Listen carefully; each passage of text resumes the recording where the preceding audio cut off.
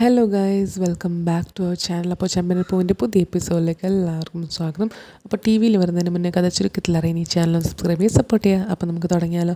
അപ്പോൾ ഇന്നത്തെ എപ്പിസോഡ് എന്താണെന്ന് വെച്ചാൽ, നമ്മൾ ബീരാനിക്ക മീരയുടെ വീട്ടിൽ കുടുങ്ങിയിട്ടുണ്ട്. രേവതിയാണെങ്കിൽ അവളവിടെ പിടിച്ച് നിർത്തിയിട്ടുണ്ട് പൂ കെട്ടണമെന്ന് പറഞ്ഞിട്ട്. അപ്പോൾ രേവതി പൂ കെട്ടാനുള്ള നാര് പുറത്തേക്ക് എടുത്തിട്ട് വരുമ്പോൾ നമ്മളെ ബീരാനിക്ക ഓൾറെഡി കൂയിട്ടിട്ട് നിൽക്കുകയാണല്ലോ. എന്നിട്ട് വന്നപ്പോൾ രേവതി ചോദിക്കും, അതറിയാം ഇപ്പോൾ ഒരു എന്താ പറയുക, കൂവി വിളിക്കുന്നത് കേട്ടതെന്ന് ഇങ്ങനെ ചോദിക്കും. മീര പറയും, ആരുമില്ലല്ലോ, ഒന്നുമില്ലല്ലോ എന്നൊക്കെ പറയാം. അല്ല, എന്തോ ഉണ്ട്, ഞാൻ കേട്ടതാണെന്നൊക്കെ പറയാം. അപ്പോൾ മീര പറയും, അത് അപ്പത്തൊരു പൂവാലിനുണ്ട്, അവനിങ്ങനത്തെ ഒരു അസുഖമുണ്ട്, ഇടയ്ക്കിടയ്ക്ക് നോക്കിയിട്ട് ഇങ്ങോട്ടേക്ക് ചൂളടിക്കും എന്നൊക്കെ പറഞ്ഞിട്ട് ഇങ്ങനെ പറയും. അപ്പോൾ രേവതി പറയും, ആഹാ അങ്ങനെയാണ്, എന്നാൽ പൂവൊക്കെ അവിടെ വെക്ക്, ആദ്യം അവൻ്റെ അസുഖം തീർത്തിട്ട് നമുക്ക് ഇങ്ങോട്ട് വരാമെന്ന് പറയും.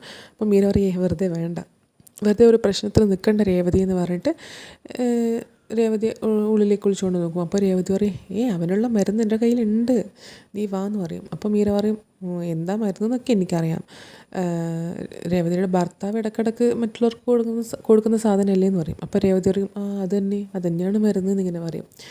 അപ്പോൾ എന്നിട്ട് വേഗം രേവതി അതൊന്നും വേണ്ട, പൂ കെട്ടിക്കോ എന്ന് പറഞ്ഞിട്ടിങ്ങനെ അവളെ പൂ കെട്ടാൻ വേണ്ടി പറയും. എന്നിട്ട് അവളിങ്ങനെ ഇപ്പോൾ നീയും വാ എന്നിങ്ങനെ പറയും. അപ്പോൾ മീര പറയും, ഞാൻ ഇപ്പോൾ വരാം കേട്ടോ, ഒരു മിനിറ്റ്, നീ പോയി അകത്ത് പോയിട്ട് പൂ കെട്ടിക്കോ, ഞാൻ അപ്പോഴത്തേക്ക് വരാമെന്ന് പറയും. എന്നിട്ട് രേവതി പറയും, അത് പറ്റില്ല, നീ വാ, എനിക്ക് പൂ കെട്ടാൻ സഹായം വേണ്ടതാണ്, വാ എന്നിങ്ങനെ പറയും. എന്നിട്ട് മീരയെ വിളിച്ചുകൊണ്ടോ നോക്കും. അപ്പോൾ മീര ഇങ്ങനെ ആലോചിക്കും, ബീരാനിക്ക പോയിട്ടുണ്ടാവുമല്ലേ, പ്രശ്നമൊന്നും ഉണ്ടാവില്ലല്ലേ എന്നിങ്ങനെ ആലോചിച്ചിട്ട് അവളോട് പോകും. എന്താ ആലോചിക്കുന്നതെന്നൊക്കെ രേവതി ചോദിക്കും. അപ്പോൾ പൂ എങ്ങനെയാണ് കെട്ടുന്നതെന്ന് ഇങ്ങനെ ആലോചിക്കാമെന്നൊക്കെ മീര പറയും. എന്നിട്ട് അവിടുന്ന് തപ്പിയിട്ട് ഉള്ളിലേക്ക് പോകും. അപ്പോൾ ഇതൊക്കെ ബീരാനിക്ക കേൾക്കുന്നുണ്ട് കേട്ടോ. ഇനി ഇങ്ങനെ ഇവിടുന്ന് പുറത്തിറങ്ങും, ചെരുപ്പാണെങ്കിലും മുൻവശത്താണല്ലോ, ചെരുപ്പിടാണ്ട് പോകാനും പറ്റൂലല്ലോ എന്നൊക്കെ പറഞ്ഞിട്ട് ബീരാനിക്ക അവിടെ തന്നെ നിൽക്കും. എന്നിട്ട് പിന്നെ കാണിക്കുന്നതാണ് നമ്മുടെ ശ്രുതിയുടെ അടുത്ത്. ശ്രുതി ആദ്യക്കൂട്ടനെ ഇങ്ങനെ തടവിക്കൊണ്ടിരിക്കുകയാണ്, ഉറക്കിക്കൊണ്ടിരിക്കുകയാണ്. അപ്പോൾ ഉറങ്ങിയെന്ന് വിചാരിച്ചിട്ട് അവൾ പുറത്തേക്ക് പോകും.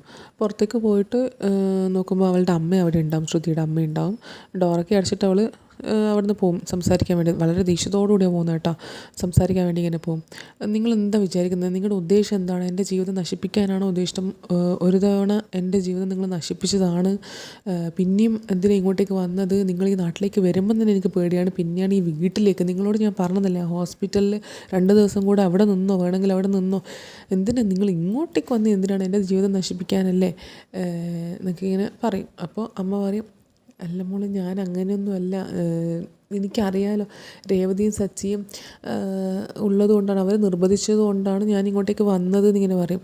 എന്നിട്ടും ശ്രുതി പറയും, നിങ്ങൾ എന്തിനാണ് ഇങ്ങോട്ട് വന്നത്, എൻ്റെ ജീവിതം നശിപ്പിക്കാനല്ല, നിങ്ങൾ അവരെ വിളിച്ചാലും നിങ്ങൾ എന്തെങ്കിലുമൊക്കെ ഒഴിവ് പറഞ്ഞിട്ട് ഇങ്ങോട്ട് വരാതിരിക്കണമായിരുന്നു, നിങ്ങൾ എന്തിനാണ് ഇങ്ങോട്ടേക്ക് കാണിക്കാൻ വന്നത്, നാട്ടിലെ ഹോസ്പിറ്റലിൽ കാണിച്ചാൽ പോരെ എന്നൊക്കെ പറഞ്ഞിട്ട് ശ്രുതി പറയും. അപ്പോൾ അമ്മ പറയും, നാട്ടിലെ ഡോക്ടറൊക്കെ കാണിച്ചതാണ്, അവിടെ നിന്ന് കാണിച്ചപ്പോഴാണ് അവരാണ് ഇങ്ങോട്ടേക്ക് പറഞ്ഞു വിട്ടത്. അപ്പോൾ ഞാനെന്താ നിൻ്റെ കാര്യം നോക്കണം, നിൻ്റെ കാര്യം ആലോചിക്കണോ, മോൻ്റെ കാര്യം, കുഞ്ഞിൻ്റെ കാര്യം ആലോചിക്കണോ, ആരുടെ ഞാൻ ആലോചിക്കേണ്ടത്? ഞാൻ എൻ്റെ കുഞ്ഞിൻ്റെ കാര്യം ആലോചിച്ചിട്ടുള്ളൂ. ഞാൻ അവനെയും കൂട്ടി നേരെ ഇങ്ങോട്ടേക്ക് വന്നു, അവനെ പെട്ടെന്ന് ഇവിടെ കാണിച്ചിട്ട് ആരും അറിയാതെ അങ്ങോട്ടേക്ക് തിരിച്ചു പോകാമെന്ന് തന്നെയാണ് ഞാൻ വിചാരിച്ചത്. അപ്പോഴേക്കും ഇവരവിടെ ഉണ്ടാവുമെന്ന് എനിക്ക് എന്താ പറയുക, സിക്സ്ത് സെൻസൊന്നും ഇല്ലല്ലോ എനിക്ക്, അതായത് എനിക്ക് ദിവ്യദൃഷ്ടിയൊന്നും ഇല്ലല്ലോ, അവരവിടെ ആ സമയം വരും എന്ന് ആലോചിക്കാൻ വേണ്ടിയിട്ട്, എന്ന് മനസ്സിലാക്കാൻ വേണ്ടിയിട്ട് എനിക്ക് ദിവ്യദൃഷ്ടിയൊന്നും ഇല്ലല്ലോ എന്നിങ്ങനെ പറയാണ്. അപ്പോൾ വീണ്ടും ശ്രുതി ഇങ്ങനെ പറയുന്നുണ്ട്, ഒരു തവണ നിങ്ങൾ കാരണം കല്യാണം മാല അഴിച്ചു വെക്കേണ്ടി വന്നതാണ്, ഇപ്പോഴാണ് ഒന്ന് നേരെ നിൽക്കുന്നത്. ശ്രുതി ഒരു ബിസിനസ്സൊക്കെ തുടങ്ങി ജീവിതത്തിൽ ഒരു എന്താ പറയുക, ഒന്ന് നിവർന്ന് നിൽക്കുന്നത് ഇപ്പോഴാണ് സന്തോഷം എന്താണെന്ന് ഞാൻ തിരിച്ചറിയാൻ തുടങ്ങിയത് എന്നൊക്കെ ഇങ്ങനെ ശ്രുതി പറയാം. അതുകൊണ്ട് എൻ്റെ ജീവിതം നിങ്ങൾ ഇല്ലാതാക്കി കളയല്ലേ എന്നിങ്ങനെ പറയാണ്. അപ്പോൾ ദേഷ്യത്തോടെ ഇങ്ങനെ പറയുമ്പം അവളുടെ അമ്മ ഇങ്ങനെ പറയും, നിന്നോട് എത്ര പ്രാവശ്യം പറഞ്ഞതാ, അവനോട് കല്യാണം കഴിക്കുന്നതിന് മുന്നേ അവനോടും അവൻ്റെ വീട്ടുകാരോടും ഇവരോട് സത്യം തുറന്നു പറയാൻ വേണ്ടി നിന്നോട് എത്ര പ്രാവശ്യം പറഞ്ഞതാ. പിന്നെ നിൻ്റെ താലി ഒരു തവണ അഴിച്ചു വെക്കേണ്ടി വന്നത് ഞാൻ കാരണം മാത്രമല്ല, നീ കൂടെ കാരണമാണ്, നിൻ്റെ ഇതുകൊണ്ട് തന്നെയാണ് നീ കഴിക്കേണ്ടി വന്നത് എന്നിങ്ങനെ പറയാണ്. ശ്രുതി വീണ്ടും ദേഷ്യപ്പെടുമ്പോൾ അമ്മ പറയും, നിർത്തടി എന്നിങ്ങനെ പറയും. ഇത്ര വരെ എന്താ പറയുക, ദിവസം നീ എന്നെ കുറ്റപ്പെടുത്തിക്കൊണ്ടിരിക്കുകയാണ്, നിൻ്റെ ജീവിതം ഞാനാ നശിപ്പിച്ചെന്ന് പറഞ്ഞിട്ട് നീ എന്നെ കുറ്റപ്പെടുത്തിക്കൊണ്ടിരിക്കുകയാണ്. നീ നിന്നെപ്പറ്റി മാത്രമേ ചിന്തിക്കുന്നുള്ളൂ, നിനക്ക് നിൻ്റെ ജീവിതം സേഫാക്കണം, നിൻ്റെ ജീവിതം സന്തോഷകരമായി മുന്നോട്ട് പോകണം, അത് മാത്രമേ നിന്നെക്കുറിച്ച് മാത്രമേ നീ ചിന്തിക്കുന്നുള്ളൂ. നീ എപ്പോഴെങ്കിലും എന്നെക്കുറിച്ച് ചിന്തിച്ചിട്ടുണ്ടോ, നിൻ്റെ മോനെക്കുറിച്ച് ചിന്തിച്ചിട്ടുണ്ടോ? ജീവിച്ചിരിക്കുമ്പോൾ തന്നെ നിൻ്റെ അമ്മ മരിച്ചുപോയി എന്ന് പറഞ്ഞവളാ നീ. അങ്ങനെ തന്നെ ആയിക്കോട്ടെ, എനിക്കെന്ത് പറ്റിയാലും കുഴപ്പമില്ല.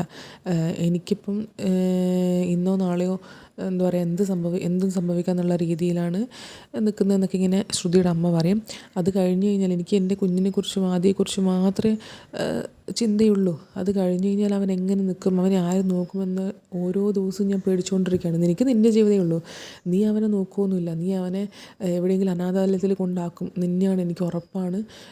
നീ പ്രസവിച്ച മകനാണ്, നിൻ്റെ കുഞ്ഞാണ്, എപ്പോഴെങ്കിലും അവനെ ഒന്ന് സ്നേഹിക്കണം, അവനെ ഒന്ന് തിരിഞ്ഞു നോക്കണം.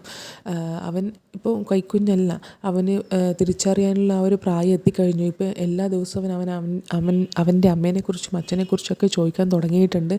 ഞാൻ എന്താ പറയേണ്ടത് അവനോട്? അവനിങ്ങനെ എല്ലാ ദിവസവും ചോദിച്ചുകൊണ്ട് നിൽക്കുന്നുണ്ട്.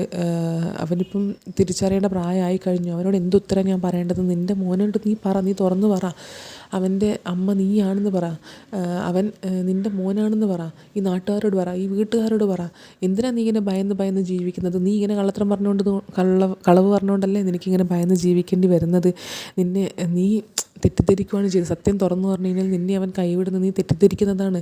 നീ ശ്രുതിയോട് സത്യം തുറന്നു പറ, അവനൊന്നും ചെയ്യില്ല. ആദ്യം ഒരു പൊട്ടിത്തെറിയൊക്കെ ഉണ്ടാവും, പിന്നെ അതങ്ങ് പോയിക്കോളും. നിന്നെ അങ്ങനെ അവന് കൈവിടാനൊന്നും പറ്റുമൊന്നുമില്ല, നീ തുറന്നു പറ എന്നൊക്കെ ഇങ്ങനെ പറയാം. പക്ഷേ ശ്രുതി പറയുന്നുണ്ട്, അമ്മ വിചാരിക്കുന്ന പോലെ ഒന്നല്ല, എനിക്കൊരു ഭാഗ്യപരീക്ഷണത്തിന് ഇപ്പം നിൽക്കാൻ വേണ്ടി കഴിയൂല, ഇപ്പോഴാണൊന്ന് നിവർന്ന് നിൽക്കുന്നതെന്നൊക്കെ ഇങ്ങനെ പറയും. എന്നിട്ട് കുറച്ച് കഴിയട്ടെ, ഞാൻ എന്തായാലും അവനോട് തുറന്ന് പറയും, ശ്രുതിയോട് തുറന്ന് പറയും. പക്ഷേ ഇപ്പം എന്തായാലും പറ്റില്ല. ഇതെന്തായാലും എനിക്ക് എൻ്റെ ഈ ലൈഫ് മുന്നോട്ട് കൊണ്ടേ പറ്റില്ല. കള്ളത്തരം പറഞ്ഞിട്ടാണെങ്കിലും എൻ്റെ ആ ഒരു നിലനിൽപ്പിന് വേണ്ടിയിട്ടാണ് ഞാൻ കളവ് പറയുന്നത്. അതിന് എനിക്ക് പറഞ്ഞതുകൊണ്ട് ഇനി എനിക്ക് എൻ്റെ ലൈഫ് മുന്നോട്ട് ഇങ്ങനെ തന്നെ കൊണ്ടുപോയേ പറ്റുള്ളൂ. അമ്മയൊന്ന് മനസ്സിലാക്ക് എന്നിങ്ങനെ പറയാണ്. എന്നിട്ടും മനസ്സിലാക്കാനുള്ള സമയമില്ല എന്നിങ്ങനെ പറയാണ് ശ്രുതിയുടെ അമ്മ. മനസ്സിലാക്കാൻ ഇനി സമയമൊന്നുമില്ല, അവൻ വളർന്നു വന്നു, അവൻ ചോദിക്കുന്നുണ്ട് എന്നൊക്കെ പറയാണ്. പിന്നെ ഞാനാണ് നിൻ്റെ ജീവിതം നശിപ്പിക്കുന്നതെന്ന് എനിക്ക് തോന്നുന്നുണ്ടെങ്കിൽ നീ എന്നെ അങ്ങ് കൊന്നുകളാ. പിന്നെ എന്തായാലും നീ എല്ലാവരോടും മരിച്ചു എന്നുള്ള കാര്യം പറഞ്ഞു കഴിഞ്ഞു. അപ്പോൾ നീ കൊന്നാലും എന്നെ കാണാതായാലും ആരും ഒന്നും അന്വേഷിക്കാനോ ഒന്നും പോകുന്നൊന്നുമില്ല. നീ അങ്ങ് കൊന്നുകളാ. എന്നാൽ പിന്നെ ഈ ഒരു സത്യം പറയാനോ നിന്നെ തേടിയിട്ട് എന്നെ കാണുമ്പോൾ നിനക്ക് പേടിക്കേണ്ട ആവശ്യമൊന്നും ഇല്ല.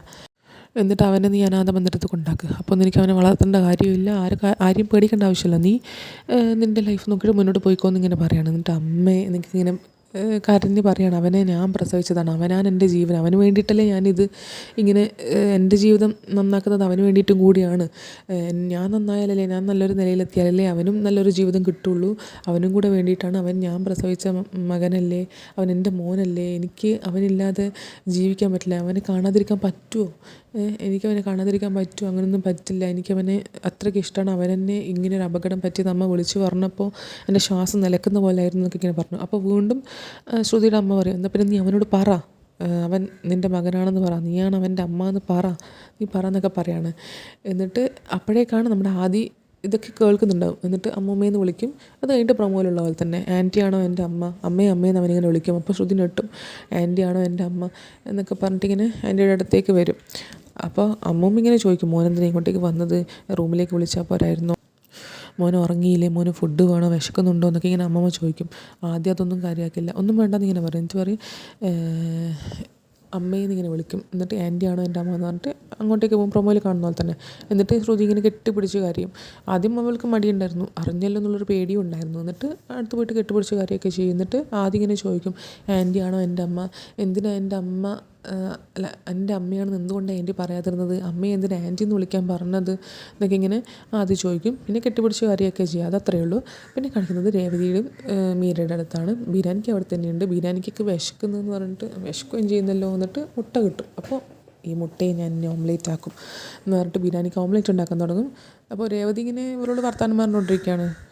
നീ ഇവിടെ ഒറ്റക്കാണോ താമസിക്കുന്നതൊക്കെ ചോദിക്കുമ്പോൾ മീര പറയും, അതെ ഒറ്റക്കാണെന്ന് പറയും. ശ്രുതി ഞാനായിരുന്നു മുന്നേ താമസിച്ചത്, ഇപ്പോൾ ശ്രുതി കല്യാണം കഴിഞ്ഞതോടെ ഞാൻ ഒറ്റക്കായി എന്നൊക്കെ പറയും.